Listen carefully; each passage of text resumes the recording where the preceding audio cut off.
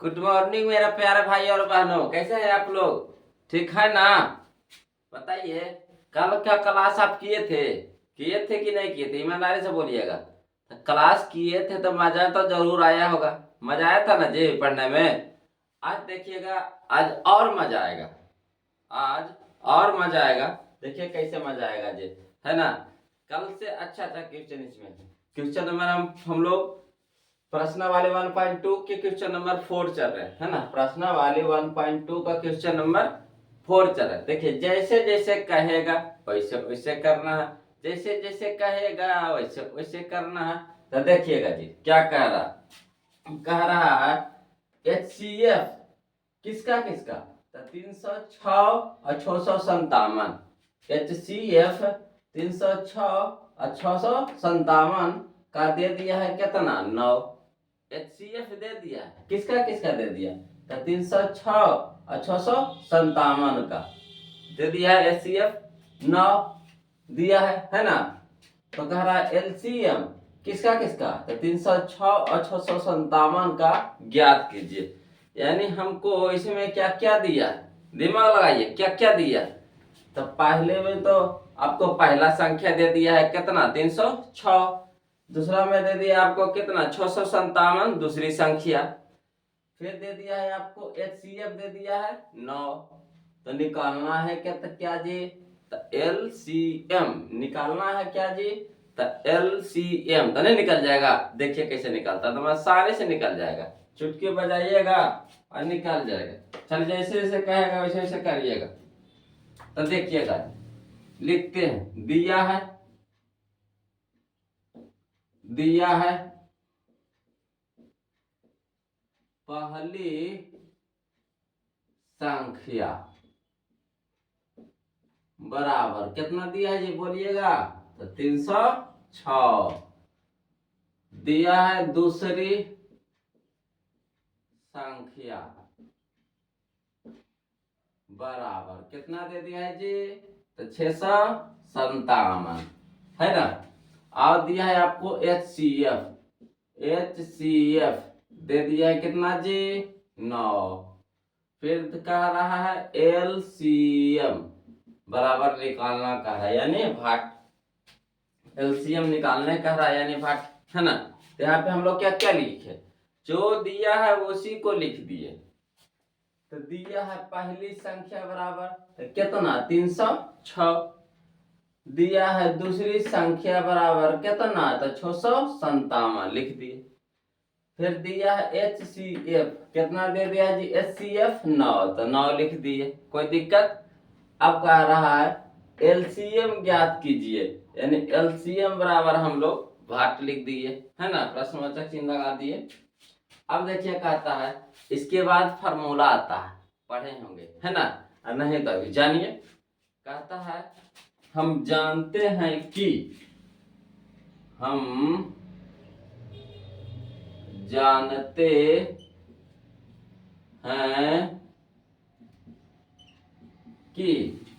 क्या जानते हैं?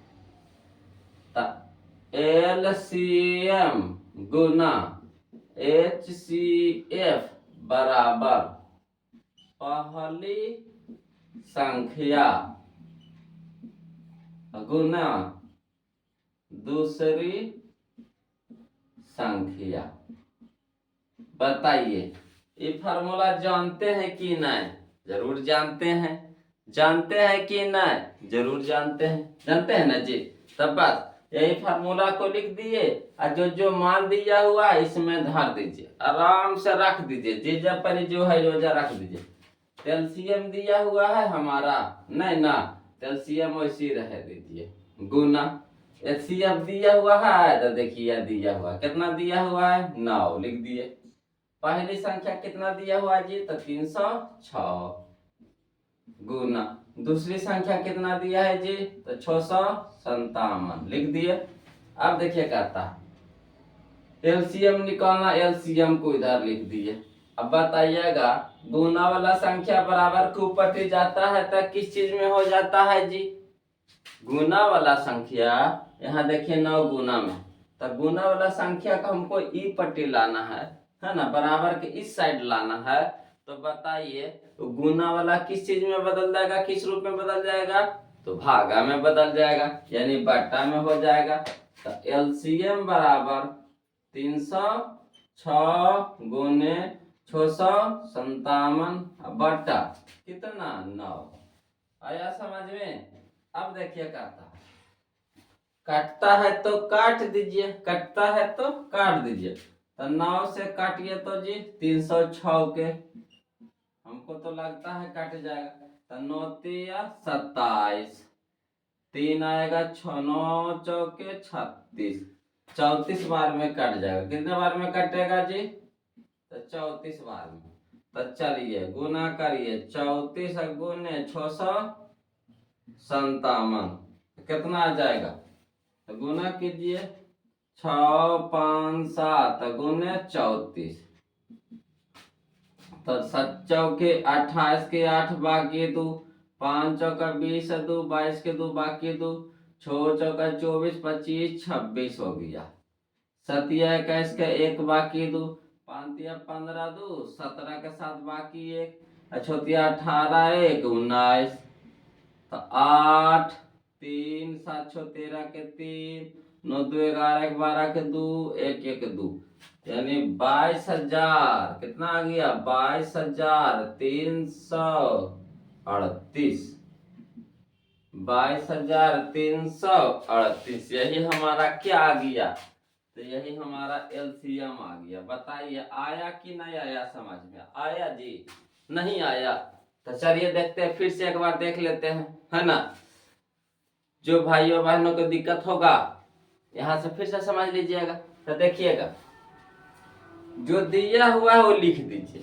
तो इसमें बताइए इसमें आपको क्या क्या चीज दिया हुआ है। तो एक दिया हुआ है पहली संख्या, एक दिया हुआ है दूसरी संख्या, और क्या दिया हुआ है, तो एचसीएफ बराबर कितना दिया हुआ है 9। तो कह रहा एलसीएम ज्ञात कीजिए, एलसीएम बराबर भाग, तो लिख दीजिए। तो दिया है पहली संख्या बराबर कितना 306, दूसरी संख्या बराबर कितना 657, एचसीएफ बराबर कितना दे दिया है 9, एलसीएम बराबर भाग। तो एगो फार्मूला होता है, कौन सा फार्मूला होता है जी, तो सब लोग जानते हैं। तो यहाँ लिख दिया, हम जानते हैं कि एलसीएम गुना एचसीएफ, या तो फिर ऐसे भी लिखते हैं पहली संख्या गुने दूसरी संख्या बराबर लासा गुने मासा, है ना। तो उसी तरह से हमको उलट को लिख दिया है। तो एलसीएम गुने एचसीएफ बराबर पहली संख्या गुने दूसरी संख्या। अब एलसीएम तो निकालना है, तो एलसीएम रहने दिए। एचसीएफ दिया हुआ है कितना, तो 9 लिख दिए, गुना में था गुना के चिन्ह लगा दिए, बराबर पहली संख्या दिया हुआ है कितना 306, गुना दूसरे संख्या लगा दिया हुआ है कितना 657। अब चलिए इन 9 है क्या चीज में, गुना में जी, बराबर की पट्टी आएगा तो भागा में हो जाएगा। तो भागा में कर दिए, बट्टा में कर दिए। अब 9 से कटाएंगे, कितना बार में कटेगा 306, तो 34 बार में। तो कितना हो गया हमारा 657 गुने 34, गुना कर दिए तो आ गया 22,338। अब तो समझ में आया, क्या भाइयों नहीं आया, है ना। अगर नहीं आया समझ में तो देखिए वीडियो लाइक कीजिए, फटाक से समझ में आ जाएगा, है ना। वीडियो अभी तुरंत लाइक कीजिए, देखिए कैसे फटाक से समझ में आ जाता है। आया ना समझ में, लाइक किए, आ गया होगा तो समझ में, नहीं आया आ गया होगा, आप झूठ बोल रहे हैं, है ना। चलिए तब अगला क्वेश्चन देखते हैं जी। अगला क्वेश्चन क्या कहता है, स्क्रीनशॉट ले लीजिए। चलिए तो मेरे प्यारे बच्चों, है ना, अब चलते हैं हम लोग क्वेश्चन नंबर 5 की ओर। क्वेश्चन नंबर 5 की ओर चलते।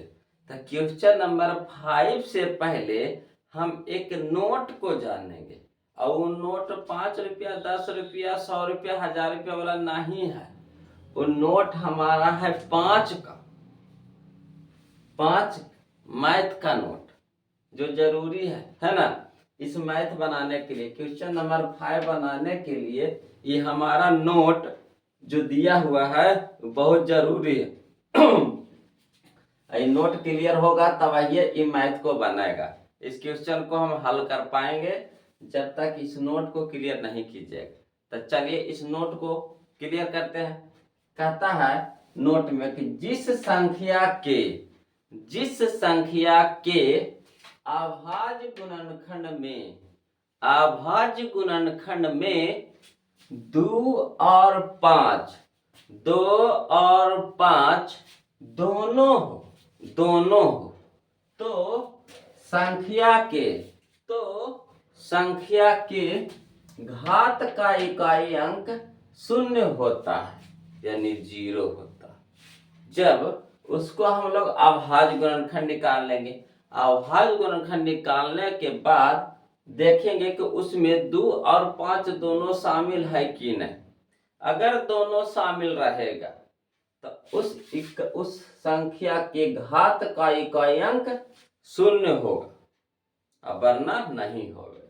तो देखिए कहता क्वेश्चन नंबर 5 कहता है कि जांच कीजिए कि क्या किसी प्राकृत संख्या n के लिए संख्या 6 पे पावर n अंक 0 पर समाप्त हो सकती है, यानी 0 पे समाप्त हो सकती है, ये कह रहा। तो चलिए हम अभी क्या बोले जी, जो संख्या दिया रहेगा उसका अभाज्य गुणनखंड निकाल लेंगे। जो संख्या दिया रहेगा उसका अभाज्य गुणनखंड निकाल लेंगे। तो चलिए हमारा संख्या कौन सा दिया हुआ है जी, तो दिया है संख्या, लिखिए दिया है संख्या, कितना दे दिया है जी, संख्या बराबर 6 पे पावर n, यही ना दिया हुआ है 6 पे पावर n। तो 6 का अभाज्य गुणनखंड निकालिए, कितना से लगाएंगे, तो 2 से। कितना बार में टूटेगा जी, 3 बार में। इसको लिख सकते हैं 2 गुना 3 लिख सकते हैं, अब पे पावर n, 2 गुना 3 तो 6 हो गया। अब पावर n था तो पावर n चढ़ा दिए, कोई दिक्कत है, अब बड़ा लिख दे, पावर n जैसे था वैसे लिख दिए, कोई दिक्कत है नहीं ना। अब देखिएगा कहता है कौची 2 और 5 दोनों हो, शून्य पर समाप्त होने के लिए हमको क्या चाहिए, तो 2 और 5 दोनों। तो यहाँ देखिए 2 तो है लेकिन 5 है नहीं ना। 5 के जगह पे कितना है, 3। 5 के जगह पे कितना है, 3। तब बताइए इसका इकाई अंक 0 पर समाप्त होगा जी, तो बोलिएगा नहीं सर। 0 पे समाप्त होगा तो बोलिएगा नहीं सर। कहे नहीं होगा, तो कहे को ने 13 में 2 तो है मगर 5 नहीं है, 2 तो है मगर 5 नहीं है, तो नहीं हो सकता है। तो वही लिखेंगे कि इस संख्या के अभाज्य गुणनखंड में लिखेंगे इस संख्या के अभाज्य गुणनखंड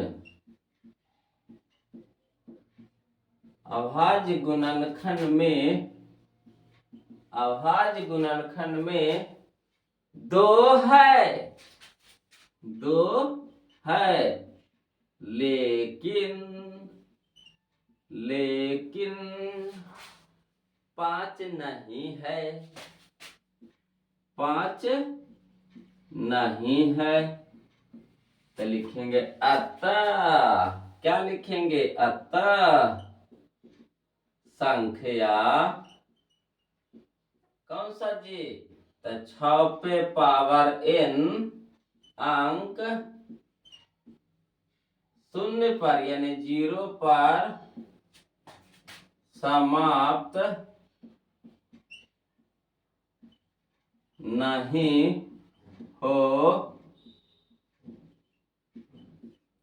सकते है। बताइए आया कि नहीं समझ में आया, आया समझ में जी। समझ में जिनको जिनको आया है हाथ उठाइए, और जिनको नहीं आया है तो बस ऐसे देखते रहिए, उनको फिर हम समझाते हैं। ठीक है कि नहीं? ठीक है, तो चलिए कह रहा जांच कीजिए कि क्या किसी प्राकृत संख्या n के लिए संख्या 6 पे पावर n अंक 0 पर समाप्त हो सकती है या नहीं, हो सकती है या नहीं, ये कह रहा है। तो देखिए जो दिया हुआ है पहले लिख दीजिए। तो दिया है संख्या बराबर, कितना दिया हुआ जी, ईमानदारी से बताइए कितना दिया हुआ जी, तब बोलिएगा 6 पे पावर n। कितना दिया हुआ है जी, तो 6 पे पावर n। अब बताइए इसको हम लोग क्या करेंगे, तो अभाज्य गुणनखंड निकालेंगे। तो किसका, तो 6 का ना जी, जो अंकवा है उसका ना निकालेंगे। तो 6 का अभाज्य गुणनखंड निकालेंगे तो कितना में 6 टूटेगा, तो 2 गुने 3 के रूप में। अब देखिए शर्त कब चिकाता है नोट में, इसीलिए तो नोट में लिखाए थे कि अभाज्य गुणनखंड में कितना होना चाहिए, ये अभाज्य गुणनखंड निकाले तो उसमें कितना होना चाहिए, तो ये 2 और 5 दोनों, 2 और 5 दोनों, तो संख्या के घात का इकाई कितना होगा, 0 होगा। तो यहाँ देखिए 2 तो है लेकिन 5 है, तो बोलिएगा नहीं। 2 तो है लेकिन 5 है, तो बोलिएगा नहीं। तो वही लिख दीजिए, इस संख्या के अभाज्य गुणनखंड में 2 है लेकिन 5 नहीं है, अतः संख्या 6 पे पावर n अंक 0 पर यानी 0 पर समाप्त नहीं हो सकती है। आया समझ में, आया? तो आ गया। तब अगला क्वेश्चन की ओर चले, और चलने से पहले प्लीज वीडियो का लाइक मार दीजिए ना धाए से, है ना, एकदम धाए धाए, जैसे वोटिंग मशीन में नहीं वोट दाबते हैं टन टन, तो इसी तरह से मार दिया टन, है ना, क्लियर है? तो अब हम लोग चलेंगे क्वेश्चन नंबर 6 की ओर। तब तक जिनको स्क्रीनशॉट लेना है ले लीजिए। चलिए बच्चों, तो अब हम लोग चलेंगे क्वेश्चन नंबर 6 की ओर, क्वेश्चन नंबर 6 की ओर। तो क्वेश्चन नंबर 6 जानने से पहले हम लोग, है ना, एक पॉइंट को जानेंगे जिसका नाम है भाज्य संख्या किसे कहते हैं। भाज्य संख्या सब लोग जानते होंगे, फिर भी यहाँ पे जरूरत है तो हम बता देते हैं, है ना। भाज्य संख्या यानी कंपोजिट नंबर किसे कहते हैं, तो कह रहा है जिस संख्या का 2 या 2 से अधिक, 2 या 2 से अधिक, है ना, अभाज्य गुणनखंड होता हो, अभाज्य गुणनखंड होता हो, उसे भाज्य संख्या कहते हैं। कह रहा है जिस संख्या का 2 या 2 से अधिक अभाज्य गुणनखंड होता हो उसे भाज्य संख्या कहते हैं। मतलब 2 से ज्यादा टूटे, 3 से ज्यादा बार में टूटे, 4 से ज्यादा बार में टूटे, है ना, मतलब 2 से ज्यादा होना चाहिए बस। जैसे बात के मानने चलिए, है ना, कोई संख्या ले लीजिए, संख्या लेंगे कौन, यहीं से देखते हैं, है ना।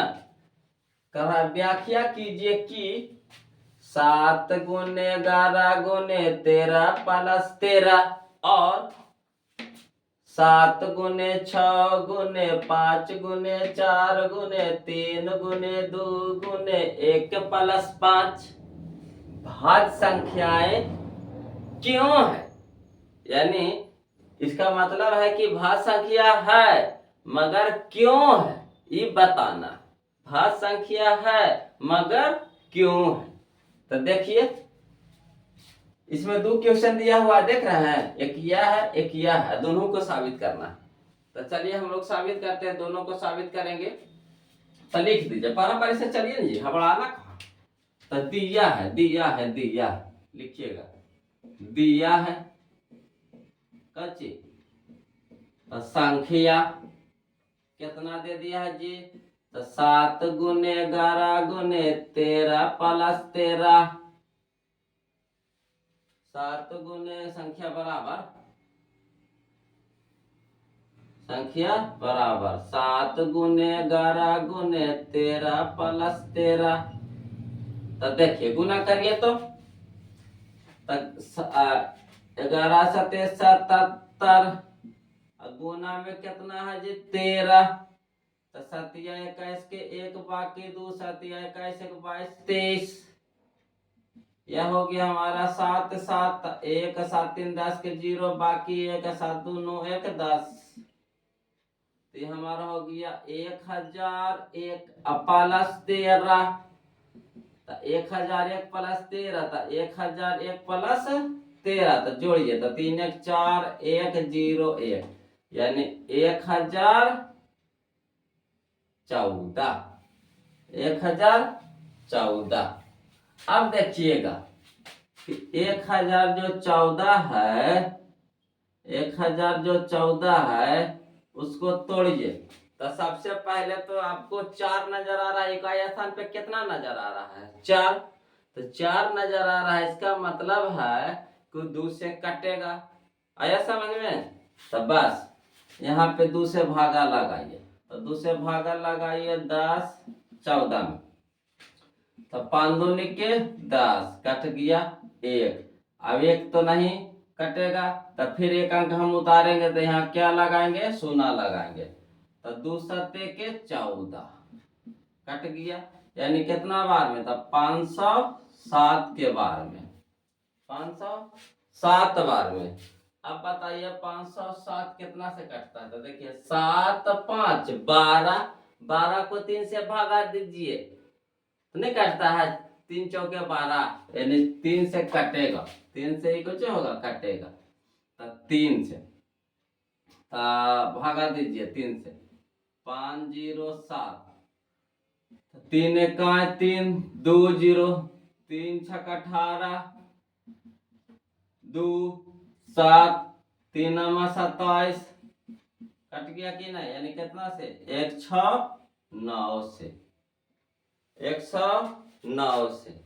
अब बताइए कितना से कटेगा जी? तो 169 यानी किसका होता है 13 से काटिए, 13 से। तो 13 बार में कट जाएगा, यानी 13 का स्क्वायर होता है 169। 169 यानी 169। आया समझ में? तो देखिए इसको लिखिए, इसको यहाँ पे लिखेंगे कितना? तो 2 गुने 3 गुने 13 गुने 13। तो यहाँ पे देख रहे हैं कि इस संख्या का अभाज्य गुणनखंड नहीं सब आया जी। ये क्या आया? इस संख्या का अभाज्य गुणनखंड आया। तो लिखेंगे इस संख्या का अभाज्य गुणनखंड बराबर, इस संख्या का अभाज्य गुणनखंड, इस संख्या का अभाज्य गुणनखंड कितना है? तो 2 गुने 3 गुने 13 गुने 13 है, 13 है। अतः अतः अतः अतः ये जो संख्या दिया हुआ कितना 7 गुने 11 गुने 13 प्लस 13 भाज्य संख्या, भाज्य संख्या है, भाज्य संख्या है। आया समझ में? नहीं आया तो देखिए चलते हैं। पहले भाज्य संख्या के परिभाषा जान लीजिए। तो भाज्य संख्या के परिभाषा कहता है कि जिस संख्या का 2 या 2 से अधिक अभाज्य गुणनखंड हो, तो कम से कम 2 से अधिक होना चाहिए। 2 या 2 से अधिक यानी 2 से अधिक होना चाहिए, कम से कम 2 या उससे अधिक होना चाहिए, 2 से कम नहीं होना चाहिए, तो भाज्य संख्या हो जाएगा। तो देखिए हमको यहाँ पे 2 को संख्या दिया हुआ था, पारापारी से चेक करेंगे। तो दिया है संख्या बराबर कितना 7 गुने 11 गुने 13 प्लस 13। तो 7 गुने 11 गुने 13 का गुना किया तो कितना आया 1001 अब प्लस 13। तो 1001 प्लस 13 तो 1014। अब 1014 को अभाज्य गुणनखंड निकाले तो कितना बार में निकला जी?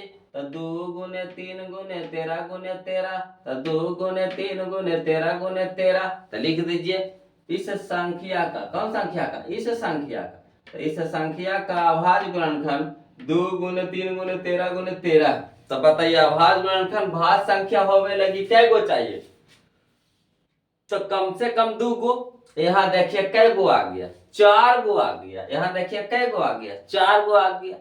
होने के लिए कम से कम कै गो चाहिए, कम से कम कै गो चाहिए, तो 2 गो। ज्यादा कितना हो सकता, 10 गो 20 गो 50 गो 100 गो जितना हो सकता, मगर 2 से कम नहीं होना चाहिए, 2 गो से कम नहीं होना चाहिए। तो यहाँ से 2 गो को, 2 गो से ज्यादा 4 गो आ गया। तो बताइए भाज्य संख्या है कि नहीं, आया समझ में। अतः संख्या है ना, भाज्य संख्या है। अतः ये जो दिया हुआ है क्या है, भाज्य संख्या है। आया समझ में नहीं। तब देखिए इसी तरह से जवाब दिया हुआ, तो उसको भी बनाते हैं। पुनः पुनः दिया है संख्या, कितना दे दिया है जी, तो 7 गुने 6 गुने 5 गुने 4 गुने 3 गुने 2 गुने 1 प्लस 5। तो गुना करिएगा जी, तो 7 छक्का 42। अब 42 गुने 5 करिए, तो 5 दूनी के 10 को सुना, बाकी 1 5 का 20 है, 1 21। गुने 4 कीजिए, तो 0 4 8 गुने 3 कीजिए, तो 0 4 1 12 दो हाथ में 1 8 24 1 25। गुने 2 कीजिए, तो 0 4 5 दूनी 10 के 0 और 2 दूनी 4 1 5। गुना 1 कीजिए, तो उतने है ना। यह हमारा हो गया कितना, 50 40 प्लस 5। 50 40 प्लस 5 है ना, तो यानी 5040। अब 5 जोड़िए तो कितना हो गया, 5045। 5045। अब 5045 के अभाज्य गुणनखंड निकालिए जी। तो यहाँ निकाले, इधर निकालते हैं, बगल में निकालना है। तो 5045 के अभाज्य गुणनखंड निकालिए। तो देखिएगा जैसे कितना बार में टूटेगा, बताइए कितना बार में टूटेगा जी। तो 5 4 9 और 9 अब 5 13। 5 4 9 और 9 अब 5 13, यानी 3 से तो कटेगा नहीं, 2 से तो कटवे नहीं करेगा, तो 5 से कटेगा।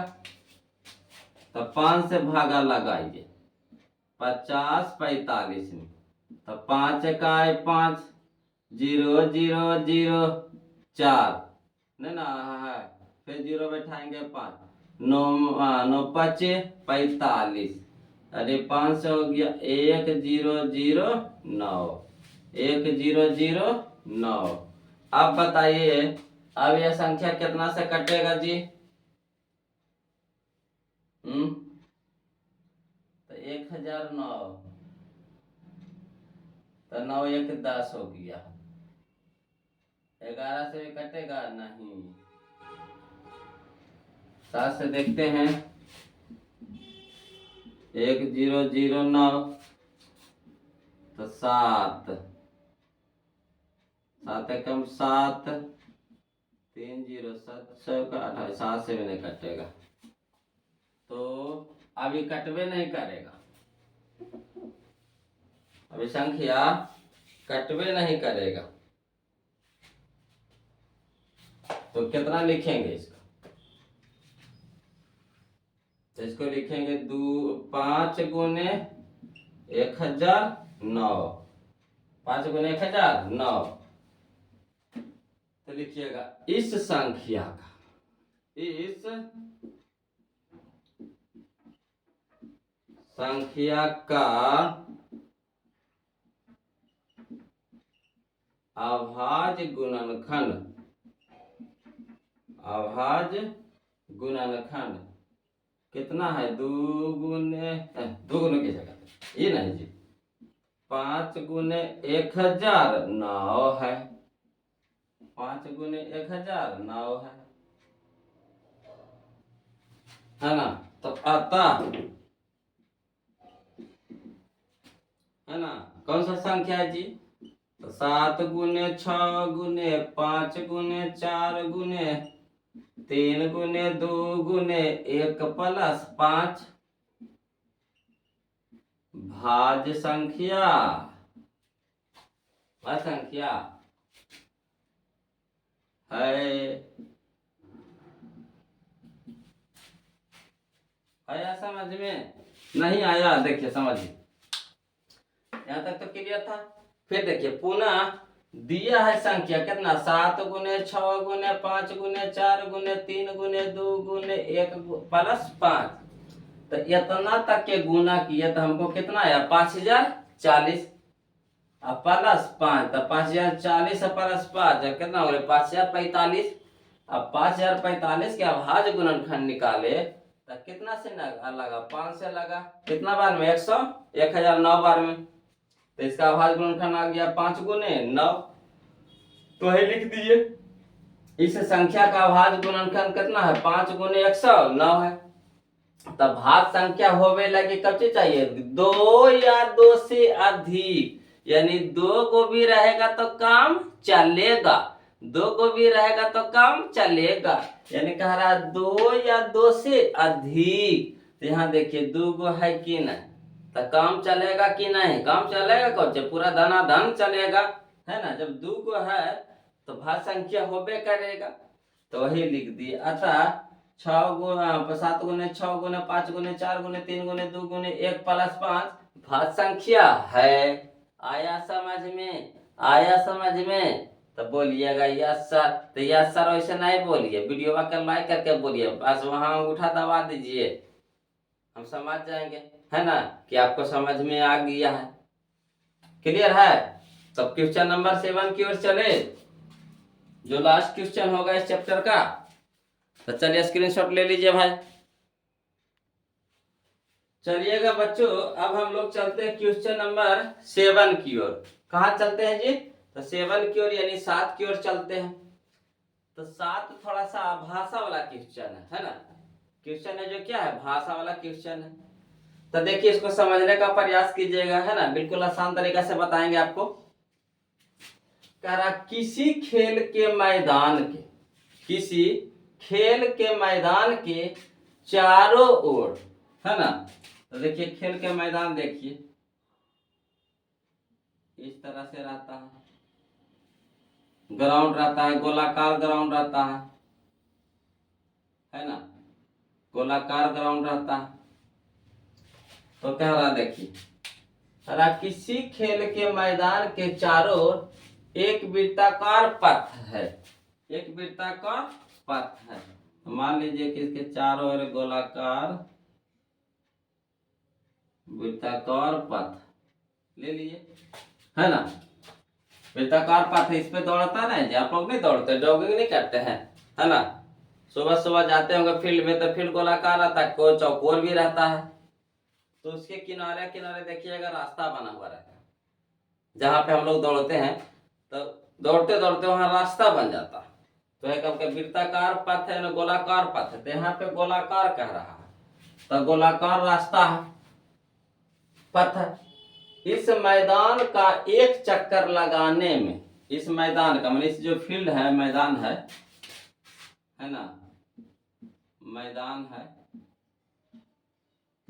इसका एक चक्कर लगाने में, इसका एक चक्कर लगाने में, है ना, इसका एक चक्कर लगाने में सोनिया को 18 मिनट लगते हैं। कितना मिनट लगता है 18 मिनट। सोनिया को लगता है कितना, सोनिया को लगता है 18 मिनट, जबकि इसी मैदान का एक चक्कर लगाने में, जबकि इसी मैदान का एक चक्कर लगाने में रवि को 12 मिनट लगते हैं, रवि को 12 मिनट, इसी को एक चक्कर रवि लगाता है, और रवि को लगता है कितना 12 मिनट, कितना लगता? 12 मिनट। समझिएगा। तो कह रहा मान लीजिए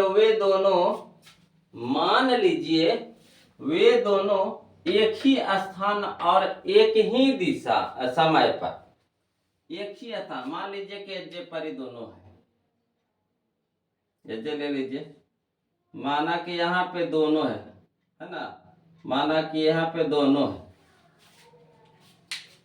तो कह रहा है ना, कि मान लीजिए वे दोनों एक ही स्थान पर, तो मान लीजिए दोनों एजे पर और एक ही समय पे, तो एक ही समय है ना, जैसे 7 बजे 8 बजे जो भी समय हो, एक ही समय पे जखनी चलना प्रारंभ करके एक ही दिशा में एक ही दिशा में चलेगा। जैसे इन्हें दोनों दौड़ रहा था, दोनों एक ही दिशा में दौड़ेगा, है ना। चलते हैं तो कितने समय बाद वे पुनः प्रारंभिक स्थान पे मिलेंगे। कितने समय के बाद दोनों फिर से इकट्ठे। देखिए इसका, देखिए इस समय लेता है, देखिए सोनिया समय ज्यादा लेता है, 18 मिनट लेता है, और रवि लेता है कितना, 12 मिनट, कम समय लेता। तो कह रहा है फिर से इकट्ठा होना, चक्कर लगाएगा तो फिर से इकट्ठा एक ही जगह होना। तो कह रहा कितना समय के बाद वो इकट्ठा हो जाएगा। ये तो देखिए चल रहा है, सोनिया चल रहा है, सोनिया तो 18 मिनट का समय ले रहे हैं, और रवि कितना लगा रहे हैं, 12 मिनट का समय लगा रहे हैं। तो आगे पीछे न हो जाएंगे, तो कहता कितने समय के बाद फिर दोनों एक ही जगह पे हो जाएगा, कितना समय के बाद। तो देखिएगा इस तरह के क्वेश्चन में आपको कुछ नहीं दिमाग लगाना, कुछ दिमाग लगाने नहीं ज्यादा कि कैसे बनेगा, जैसे कह रहा वैसे लिखते चल जाइए, देखिए आसानी से बन जाएगा। कह रहा है ना, कि सोनिया को 18 मिनट लगता है, यानी इस मैदान का एक चक्कर लगाने में सोनिया को कितना लगता है, 18 मिनट। तो लिख दीजिए सोनिया को एक चक्कर लगाने में लगा समय बराबर 18 मिनट। कितना, 18 मिनट। रवि को एक चक्कर लगाने में लगा समय 12 मिनट। सोनिया को एक चक्कर लगाने में लगा समय 18 मिनट। रवि को एक चक्कर लगाने में लगा समय 12 मिनट। लिख दिए। अब देखिए कहता है कि सोनिया और रवि को द्वारा एक ही स्थान पर मिलने का समय ज्ञात करने के लिए क्या निकालेंगे जी, तब बोलिएगा एलसीएम। क्या निकालेंगे जी, तब बोलिएगा एलसीएम। तो जब दोनों का कहे एक ही समय है ना, मिलने का एक ही समय, कितना समय के बाद फिर दोनों मिलेगा, इस तरह के क्वेश्चन को हम लोग है ना हल करने के लिए एलसीएम निकालते हैं। क्या निकालते हैं, एलसीएम। क्या निकालते हैं, लघुत्तम समापवर्तक, एलसीएम। आया समझ में, तो चलिए, तो एक बार 18 क्या भाज गुणनखंड कर दीजिए, एक बार 12 क्या भाज गुणनखंड कर दीजिए, और क्या कीजिएगा जी, तो लासा निकाल लेंगे, एलसीएम निकाल लेंगे। तो चलिए लिखिए, सोनिया को लगा समय कितना, सोनिया को लगा समय बराबर कितना लगा जी, 18 मिनट। तो 18 क्या भाज गुणनखंड निकाल लीजिए, तो 2 से 9, 3 से 3, तो कितना निकला, तो 2 गुने 3 गुने 3, तो लिख दीजिए 18 का अभाज्य गुणनखंड बराबर कितना, तो 2 गुने 3, यानी कहे का मतलब हो गया हमारा कितना लिख सकते हैं जी, तो 2 गुने 3 के स्क्वायर लिख सकते हैं। अगला कह रहा है रवि को लगा समय, रवि को लगा समय बराबर कितना जी, तो 12 मिनट। तो 12 के तोड़ दीजिए अभाज्य गुणनखंड, तो 2 से 6, तो 2 से 3, तो लिख दीजिए 12 का अभाज्य गुणनखंड बराबर, तो कितना लिख देंगे जी? तो 2 गुने 2 गुने 3, यानी कहे का मतलब हो गया 2 के स्क्वायर गुने 3। चलिए, है ना। तब कह रहा है कौची 18 और 12 के क्या क्या दिए? 18 और 12 का क्या कीजिए? तो एलसीएम निकाल लीजिए। तो 18 तथा 12 का एलसीएम बराबर, तो देखिएगा इसमें भी 2, इसमें भी 2, तो एलसीएम में सबसे ज्यादा का घात, सबसे बड़ा वाला घात होता है एलसीएम में। तो यहाँ 2 पे पावर 1 है, तो यहाँ पे 2 पे पावर 2 है, तो कौन वाला होगा जी? तो 2 पे पावर 2 वाला गुना, यहाँ देखे 3 पे पावर 2, यहाँ 3 पे पावर 1, तो कौन वाला होगा जी? तो 3 पे पावर 2 वाला हो गया। अब बताइएगा जी, तो 2 पे पावर 2 के मतलब 2 दूनी के 4, 3 पे पावर 2 के मतलब 3 दूनी के 6, तो हो जाएगा 6 होगा 9 ना होगा 9, तो होगा 9 चौके 36, 9 चौके 36, 9 चौके 36, तो आता आता आता आता सोनिया और रवि, अतः सोनिया और रवि, अतः सोनिया और रवि, है ना, अगले 26 मिनट के बाद, अगले 36 ना जी, 36 मिनट के बाद मिल जाएंगे, मिल जाएंगे।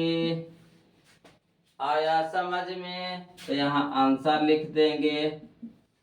तो देखिए कुछ नहीं किए, है ना। जब मिलने का समय पूछे तो उसका क्या करेंगे? तो एलसीएम यानी लघुत्तम समापवर्तक निकालेंगे। तो लिख दीजिए फरिया के सोनिया को लगा समय तक कितना? 18 मिनट। 18 के भाज गुणनखंड तोड़े तो कितना में टूटा? तो 2 गुने 3 गुने 3, तो 2 गुने 3 गुने 3, तो 2 गुने 3 कै गो है जी? 2 गो। तो लिख सकते हैं 3 पे पावर 2। रवि को लगा समय कितना? तो 12 मिनट।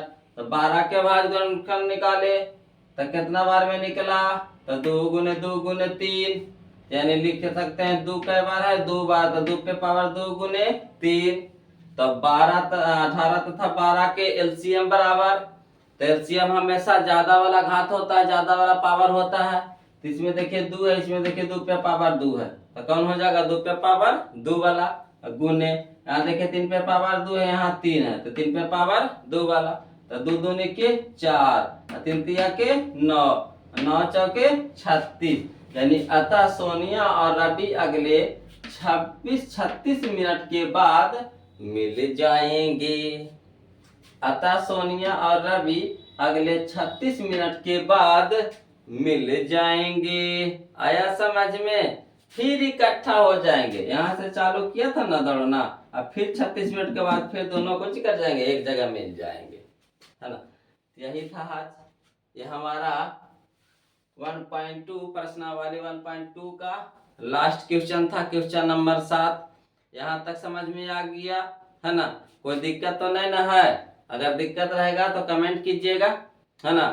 और इसको क्या कीजिए, एक फेयर कॉपी बनाते जाइए और पर डे इसको 1 बार 2 बार रिवीजन कीजिए पर डे, है ना। डेली रूटीन बना लीजिए, जितना गुरुजी बताए हैं उसको क्या करेंगे? रिवीजन करेंगे। रिवीजन करते करते आपको दिमाग में सेट हो जाएगा, है ना। और जहाँ कहीं भी दिक्कत नजर आए तो फिर से कमेंट कीजिए, है ना, फिर उसको समझाएंगे, कोई ऐसा दिक्कत ना कराएगा तो, है ना। तो क्या कहते हैं, अच्छा लगा ना जी, मजा आ रहा है ना पढ़ने में, मजा आ रहा है कि नहीं आ रहा बताइएगा, मजा आ रहा है ना, ऐसे ही मजा आते रहेगा। तो अब हम लोग चलेंगे अगले वीडियो में, अगले क्लास में 1.3 शुरू करेंगे। हम तो बतेबे किए थे, जब भी शुरू करेंगे कोई भी प्रश्नावली तो पहले उसका परिचय जानेंगे तब एक्सरसाइज शुरू करेंगे। पहले उसका क्या जानेंगे, परिचय, उसके बाद एक्सरसाइज शुरू करेंगे, है ना। तो तब फिर मिलते हैं ब्रेक के बाद, तब तक के जय हिंद दोस्तों, है ना।